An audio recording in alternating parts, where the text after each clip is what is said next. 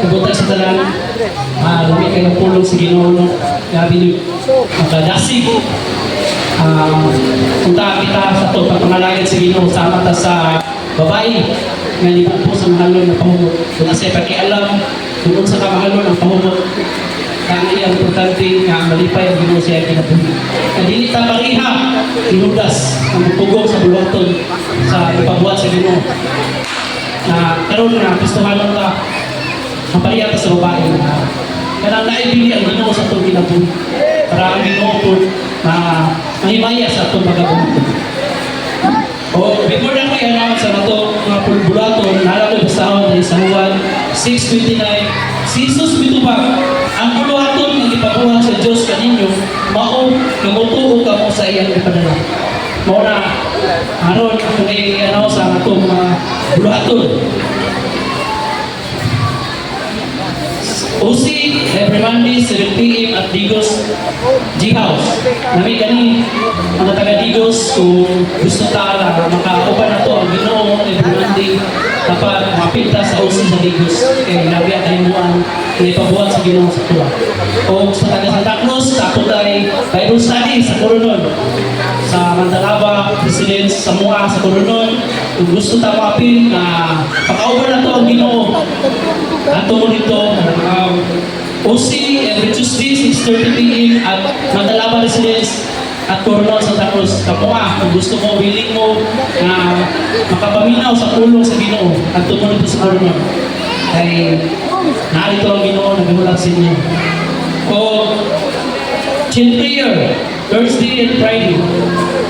Evangelism, 2:30 p.m. karong hapon, kung kinsa itong willing nga musangyaw sa pulong sa Ginoo, ito ta mag-abot sa Juan, sa Luti, ito sa Sibuli. Kung gusto mo, mag-uban mo sa pagsangyaw sa pulong sa Ginoo, para nagkakatan makabig kita lang, magkauban daw niya.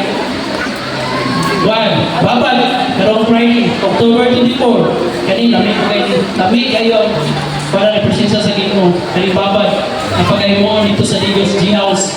Kung kinsa itong gusto apiltaan ni, kaya ako na kasi natin kung sa gawang sa Ginoo ngayon sa babad. O, basi na ay gusto willing na magpagamit sa media, na kinahanglan ang media team, duula lang sa Sis Mamay. Kinsa to mga batanon na gusto magpagamit sa media team, duula lang sa Mamay kay kulang na ito media team.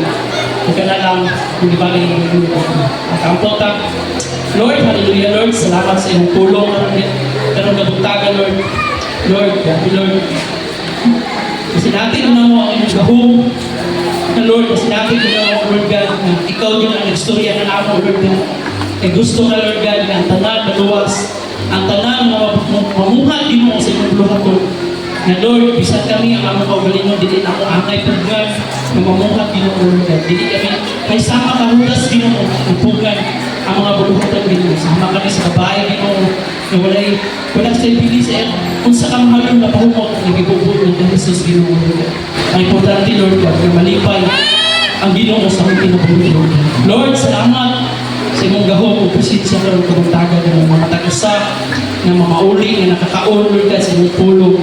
Busog, Lord God, ng mga mauli, Lord God. Lord, na ilang nadungog ka rin, Lord God, una po nag-isir sa ilang mga kailang, Lord God. Lord, hallelujah, Lord God. Salamat, Ginoo, kabilang, Lord God, sa mga pagkaon ka rin, Lord God. Ito mag-bless, Ginoo, Lord God. Lord, na ang tanan, Lord God, ng kaon nila, Lord God, na mabusog, na ang tanan ng maratian, ikaw mag-ahayag, Ginoo, Lord God.